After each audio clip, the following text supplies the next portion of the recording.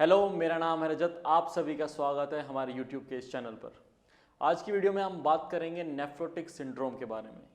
Nephrotic syndrome kidney की एक आम बीमारी की तरह ही है, लेकिन कई बार इसके परिणाम खतरनाक भी हो सकते हैं। जब बहुत सारे सिम्टम्स हमें एक साथ देखने को मिलते हैं तो हम इसे सिंड्रोम कहते हैं, इसलिए इसका नाम है नेफ्रोटिक सिंड्रोम। ये किडनी की एक ऐसी बीमारी है जिसमें किडनी के रास्ते प्रोटीन शरीर से बाहर निकल जाता है। किडनी प्रोटीन को होल्ड करने में नाकाम हो जाती है, जिससे हमारी बॉडी में स्वेलिंग हो जाती है, खासतौर से पैरों में और आंखों के पास। ट्रीटमेंट के बाद भी इस बीमारी पर कंट्रोल तो हो जाता है, लेकिन कुछ टाइम के बाद सिम्टम्स फिर से दिखाई देने लगते हैं। ये साइकिल बार बार होता है, यही इसकी विशेषता है।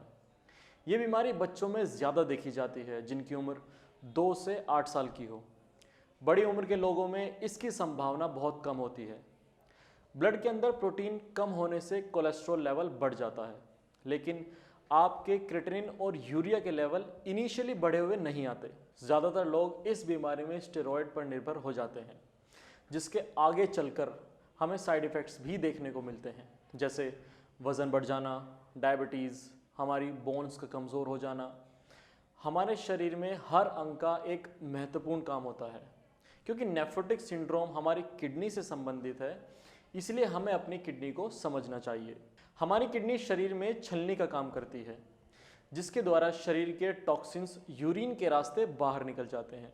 इस बीमारी में किडनी के फिल्टर सिस्टम पर असर पड़ता है, जिसकी वजह से एक्स्ट्रा पानी के साथ साथ बॉडी के लिए ज़रूरी प्रोटीन भी यूरिन के रास्ते बाहर निकल जाते हैं, जिससे हमारे शरीर में प्रोटीन की कमी होने लगती है। इसी प्रोटीन की कमी से बॉडी में स्वेलिंग आने लगती है।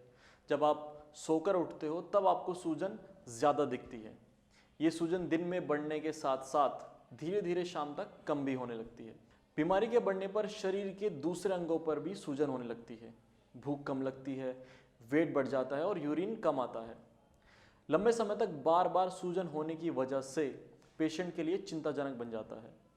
नेफ्रोटिक सिंड्रोम में कई बार गंभीर खतरे भी पैदा हो सकते हैं, जैसे कि अनीमिया, ब्लड प्रेशर का बढ़ना या जल्दी इन्फेक्शन होना, खून के थक्के जम जाना। नेफ्रोटिक सिंड्रोम होने की वैसे तो कोई एग्जैक्ट रीज़न नहीं है।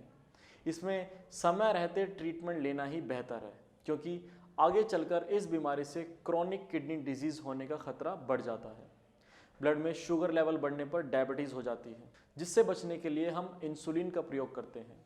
डायबिटीज़ होने पर हमारी किडनी पर दबाव पड़ता है, जिसके लिए वो जल्दी जल्दी काम करती है और अनावश्यक पदार्थ के साथ साथ ज़रूरी चीज़ों को भी शरीर से बाहर कर देती है। काफ़ी केसेस में कई बार पेशेंट बिना डॉक्टर की सलाह के अपने बच्चों को कफ सिरप दे देते हैं, जिसकी वजह से किडनी पर अफेक्ट पड़ता है। नेफ्रोटिक सिंड्रोम से बचने के लिए आपको पानी सीमित मात्रा में लेना चाहिए और सी सॉल्ट की जगह सेंधा नमक का प्रयोग करना चाहिए। इस बीमारी में प्रोटीन लॉस बहुत ज़्यादा होता है, जिससे शरीर में कमज़ोरी आ जाती है। तो प्रोटीन की कमी को पूरा करने के लिए हम ऐसी डाइट लेनी चाहिए जो हमारे शरीर में प्रोटीन की मात्रा को स्टेबल रखे, जैसे मूंग की दाल, काऊ मिल्क या लाइट प्रोटीन फूड। ये चीज़ें शरीर में प्रोटीन की कमी को पूरा करती हैं और आसानी से डाइजेस्ट भी हो जाती हैं। जितने भी पेशेंट साई संजीवनी में आते हैं, हम उनको उनकी बॉडी के हिसाब से ट्रीटमेंट देते हैं और उनके रिक्वायरमेंट के हिसाब से प्रोटीन की क्वांटिटी बताते हैं, क्योंकि बॉडी की वीकनेस दूर करने के लिए बहुत ज़्यादा अमाउंट में प्रोटीन लेने से बेनिफिट नहीं है, बिकॉज यूरिन के रास्ते प्रोटीन का लॉस बहुत ज़्यादा हो रहा है। तो मैं आशा करता हूं कि आपको इस वीडियो से नेफ्रोटिक सिंड्रोम को समझने में हेल्प मिली होगी। अधिक जानकारी के लिए आप नीचे दिए गए नंबर्स पर हमें कॉल कर सकते हैं, या फिर आप हमारे साई संजीवनी के डॉक्टर से फ्री ऑफ कॉस्ट कंसल्टेंसी के लिए भी पूछ सकते हैं। तो मिलते हैं आपसे अगली वीडियो में। नमस्कार।